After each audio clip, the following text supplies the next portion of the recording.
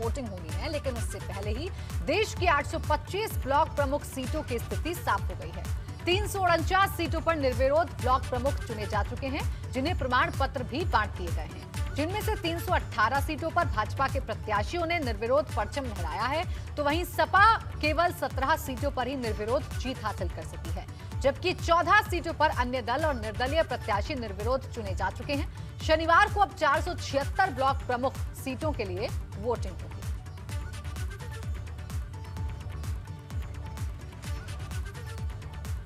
Block प्रमुख चुनाव के लिए मतदान और मतगणना कल होगी, लेकिन उससे पहले कई सीटों पर तमाम उम्मीदवारों का निर्विरोध चुना जाना तय हो गया है। कुछ जगहों पर प्रत्याशियों के नाम वापस भी लिए जा चुके हैं। बाराबंकी में पूर्व केंद्रीय मंत्री दिवंगत बेनी प्रसाद की बहू और सपा प्रत्याशी रेणु वर्मा ने निर्विरोध जीत दर्ज की, तो वहीं सिरौली गौसपुर ब्लॉक से वो प्रत्याशी थी।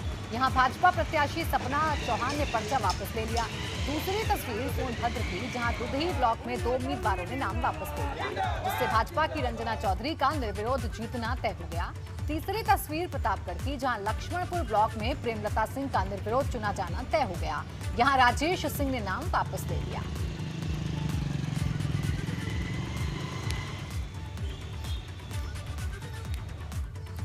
उन्नाव में गुरुवार को हुए ब्लॉक प्रमुख नामांकन के दौरान भाजपा प्रत्याशी भूपेंद्र प्रताप की दबंगई का एक वीडियो सामने आया, जिसमें भाजपा प्रत्याशी ने मौके पर मौजूद सीओ से बदसलूकी शुरू कर दी। मामला औरास ब्लॉक का है, जहां नामांकन के दौरान भाजपा प्रत्याशी पर सपा प्रत्याशी को नामांकन से रोकने का आरोप था, लेकिन जब सीओ ने भाजपा प्रत्याशी को समझाने की कोशिश की तो वो सीओ से ही भिड़ गया, जिसके बाद सपा कार्यकर्ताओं ने भाजपा प्रत्याशी पर कार्रवाई की मांग को लेकर हंगामा शुरू कर दिया। सुनिए आप बताइए क्या बताएं? मतलब हमको बोले मैं कुछ गलत नहीं कर रहा हूँ, मेरा नामांकन क्यों रोक रही है?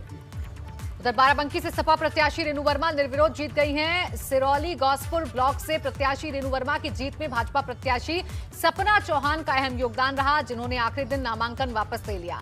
आपको बता दें कि रेणु वर्मा पूर्व केंद्रीय मंत्री स्वर्गीय बेनी प्रसाद की बहू हैं। इसके साथ ही भाजपा प्रत्याशी ने पार्टी छोड़ सपा का दामन भी थाम लिया। आज आपने वास्तव में आप लोग देने वाला काम किया, इसलिए हम 2 बार आए।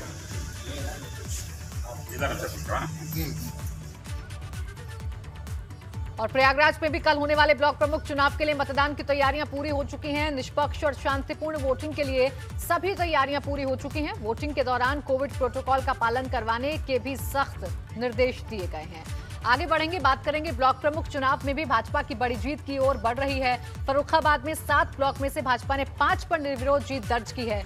1 पर निर्दलीय प्रत्याशी जीता है, जबकि 1 पद पर कल मतदान होगा।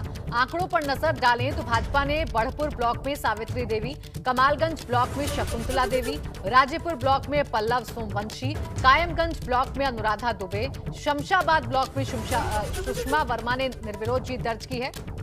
वहीं नवाबगंज ब्लॉक में निर्दलीय डॉक्टर अनीता रंजन निर्विरोध जीती हैं। यानी सिर्फ मोहम्मदाबाद ब्लॉक में कल निर्दलीय प्रत्याशी अमित दुबे और पप्पन और सपा प्रत्याशी पंकज यादव के बीच मुकाबला होगा।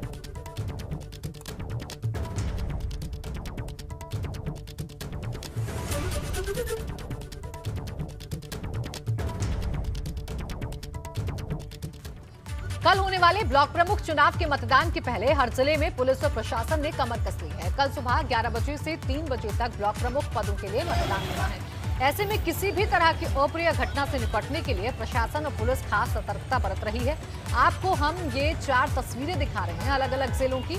चंदौली में पुलिस और प्रशासन अलर्ट मोड पर है और वोटिंग के दौरान उपद्रव करने वालों से सख्ती से निपटने की तैयारी है। जबकि रायबरेली में वोटिंग से पहले आज पुलिस फोर्स ने सड़कों पर मार्च किया, जबकि हरदोई में भी पुलिस शांतिपूर्ण मतदान के लिए अपनी तैयारियां पूरी करने में जुटी हुई है। तो वहीं बलरामपुर प्रशासन ने भी चुनाव से पहले शांतिपूर्ण व्यवस्था के लिए मार्च किया।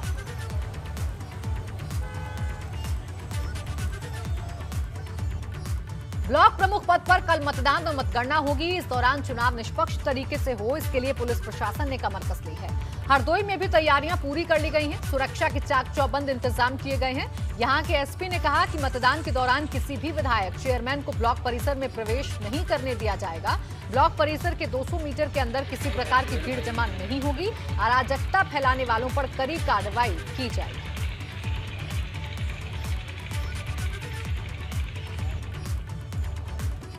चुनाव होने जा रहे हैं जिसमें हम और डीएम साहब जो भी संवेदनशील ब्लॉक्स हैं उनका निरीक्षण कर रहे हैं संयुक्त रूप से। सभी अधिकारियों कर्मचारियों को कड़े निर्देश दिए जा रहे हैं कि रत्ती पर कहीं भी पक्षपात की शिकायत नहीं मिलनी चाहिए। पूरी तरह से free, fair and peaceful election कराना है। जिसको मतदान का हक है वो भयमुक्त वातावरण में अपने मत का प्रयोग करेगा। तो कोई धमकाएगा, परेशान करेगा, रास्ता रोकेगा, उसके खिलाफ कठोर से कठोर कार्रवाई अमल में लाई जाएगी। और भदोही में क्षेत्र पंचायत सदस्य को धमकाने और जान से मारने का मामला सामने आया है। दरअसल यहां भाजपा ने अपना अधिकृत प्रत्याशी सुनीता मिश्रा को मैदान में उतारा था, जबकि भाजपा से बागी हुए पूर्व प्रमुख प्रशांत सिंह उर्फ चिट्टू सिंह ने अपनी पत्नी सिंह को निर्दलीय उतारा था। हालांकि आज नाटकीय रूप से भाजपा प्रत्याशी ने नाम वापस ले लिया, जिससे निर्दलीय प्रत्याशी निर्विरोध निर्वाचित हो गई। लेकिन इससे पहले दोनों पक्षों के बीच वोट को लेकर बहस हुई और धमकाया गया और फिर दोनों पक्षों की ओर से केस दर्ज कराया गया, जिसके बाद भदोही पुलिस जल्द कार्रवाई की बात कह रही है।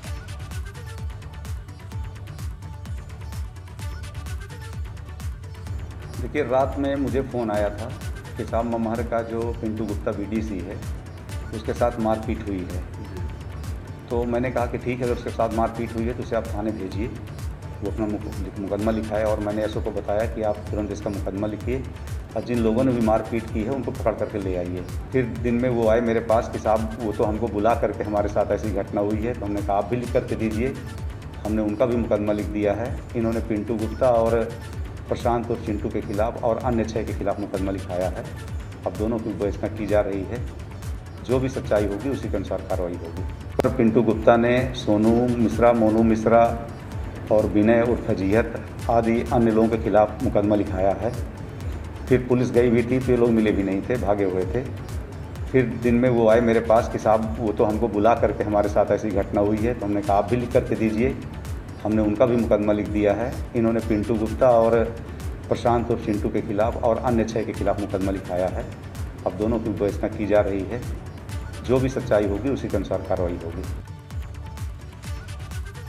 समाजवादी पार्टी अध्यक्ष अखिलेश यादव ने आज लखीमपुर में नामांकन के दौरान बदसलूकी का शिकार हुई सपा की महिला प्रस्तावक से मुलाकात की।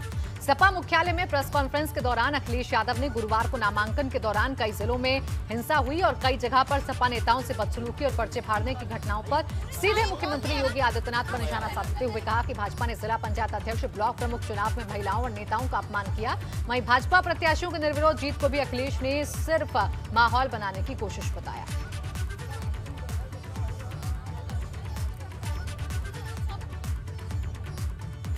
लखीमपुर में एक बहन के साथ भारतीय जनता पार्टी के गुंडों ने व्यवहार किया, अपमानित किया। कन्नौज में इसी तरीके से भारतीय जनता पार्टी के गुंडों ने एबीपी के चैनल के पत्रकार को अपमानित किया, पीटा। इसी तरीके से उत्तर प्रदेश के कई बार रहे स्पीकर आदरणीय माता प्रसाद पांडे जी, उनके साथ भी भारतीय जनता पार्टी के गुंडों ने अपमानित करने का काम किया है। ये जो अपमान हो रहा है और जिस तरीके से लोकतंत्र को ख़त्म करने का काम हो रहा है, उत्तर प्रदेश की जनता देख रही है। समय आने पर भारतीय जनता पार्टी को उखाड़ फेंकने का काम करेंगे। मुख्यमंत्री के सहारे पर पूरे उत्तर प्रदेश के प्रशासनिक अधिकारियों ने इस तरह का व्यवहार जनता के साथ और जो चुने हुए हैं सदस्य उनके साथ किया है। ये केवल परसेप्शन बिल्डिंग है कि अगर सदस्य नहीं जीत पाए हैं तो हम अध्यक्ष कैसे जीत जाएं। एक परसेप्शन उत्तर प्रदेश के बाहर क्रिएट करना चाहते हैं। कांग्रेस प्रदेश अध्यक्ष अजय लल्लू ने ब्लॉक प्रमुख चुनाव के दौरान लखीमपुर में महिला प्रत्याशी के साथ बदसलूकी मामले में योगी सरकार पर हमला बोला। उन्होंने कहा कि सरकार आंखें मूंद कर बैठी है और पुलिस के सामने अराजकता मची हुई है। लल्लू ने चुनाव आयोग से निष्पक्ष चुनाव कराने की मांग की है। कल पूरा उत्तर प्रदेश शर्मसार हुआ। लखीमपुर में ब्लॉक प्रमुख के प्रत्याशी के जो प्रस्तावक, जो महिला थी, बहन थी, जो प्रस्तावक बन के जा रही थी, खुलेआम पुलिस अधिकारियों के सामने उनकी साड़ी को खींचा गया। हम पूछना चाहते हैं मुख्यमंत्री जी से, हम पूछना चाहते हैं उत्तर प्रदेश के अधिकारियों से कि आखिर उस महिला के सम्मान के साथ इस तरह का व्यवहार कैसे किया गया। और गोंडा में कटरा विधानसभा क्षेत्र के पूर्व सपा विधायक बैजनाथ दुबे का एक वीडियो वायरल हो रहा है, जिसमें वो जनसभा के दौरान अपने कार्यकर्ताओं को लाठी डंडे से लैस होकर नामांकन करने के लिए कह रहे हैं। बताया गया कि कटरा ब्लॉक में सपा समर्थित प्रत्याशी को भाजपा कार्यकर्ताओं ने नामांकन पर्चा नहीं खरीदने दिया।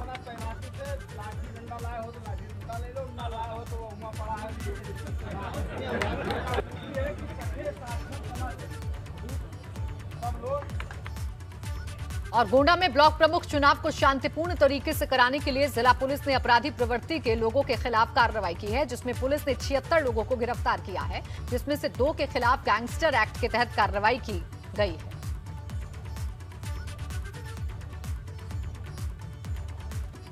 इसके अंतर्गत जनपद में गैंगस्टर एक्ट के वांछित 2 अभियुक्तों की गिरफ्तारी की गई है।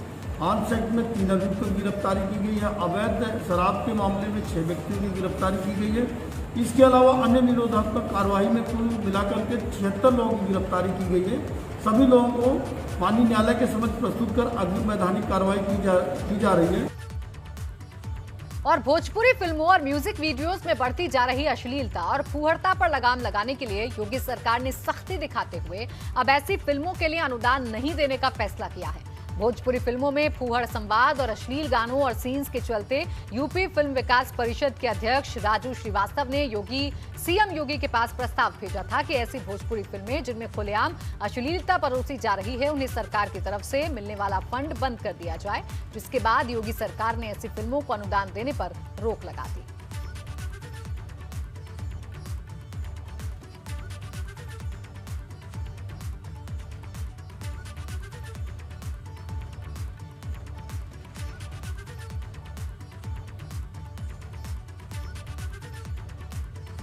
तो भोजपुरी में अश्लीलता पर लगाम लगाने के लिए बड़ा कदम योगी सरकार की तरफ से उठाया गया है।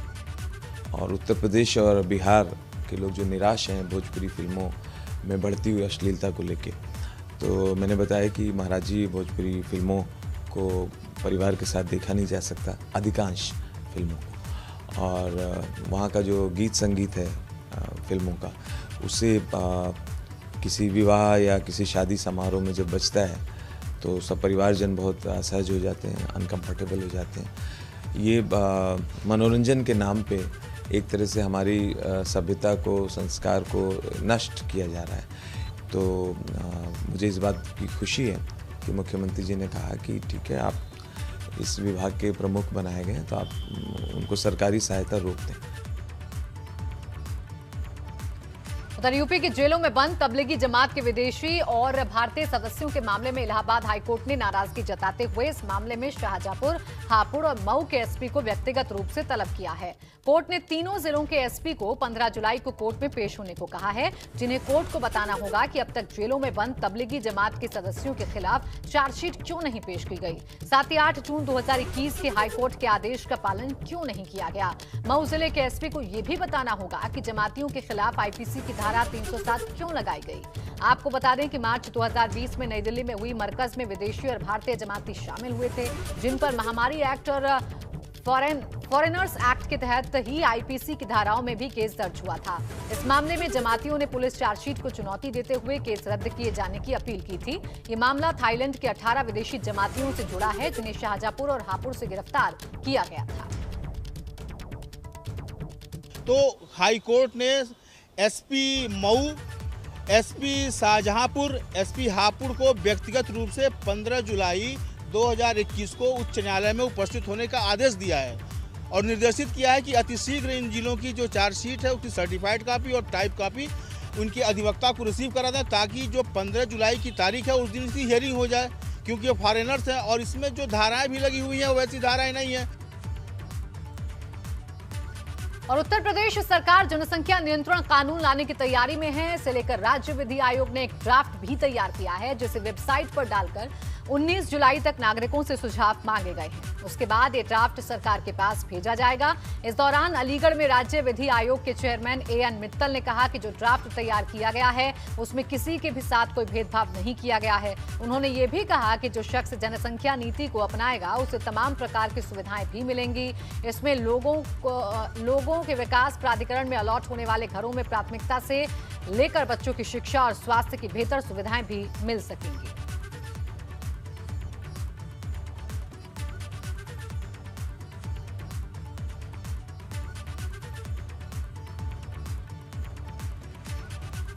जनसंख्या है उसको नियंत्रण करने के लिए, उसके स्थायीकरण के लिए और उसको कल्याणकारी जो योजनाएं हैं उनका लाभ देने के लिए।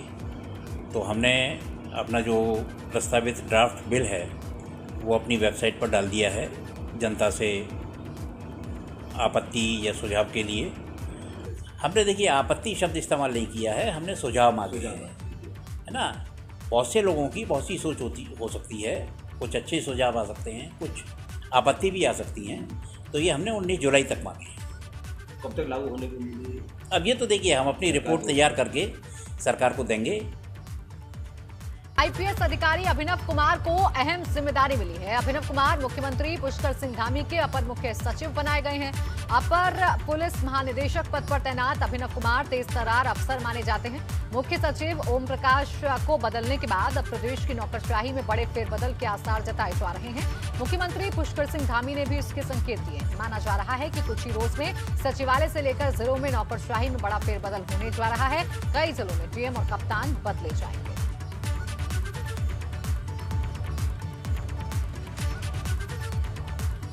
लखनऊ में एक महिला की हत्या का सनसनीखेज खुलासा हुआ है। मामला महानगर इलाके का है। यहां एक शख्स ने 2 दिन पहले अपनी पत्नी की हत्या करने के बाद उसकी लाश को बेड में छिपा दिया और अयोध्या घूमने चला गया।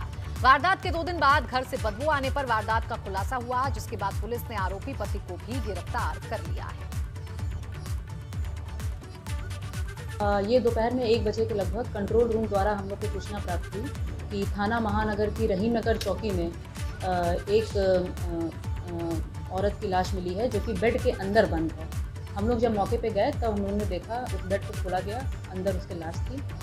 मौके से हम लोगों ने उनके जो हस्बैंड हैं उनको लेकर आए, उनसे पूछताछ की। जो अभी तक हम लोग की जांच हुई है और जो उनके हस्बैंड से पूछताछ हुई है उसमें ये पता लगा है कि आपसी इनका पारिवारिक कलह रहता था। इनके कजिन ने जब सूचना दी, हम लोग जब मौके पर पहुँचे फिर सारी बातें खुल के आई हैं। आगे तहकीकात इसमें भी और कर।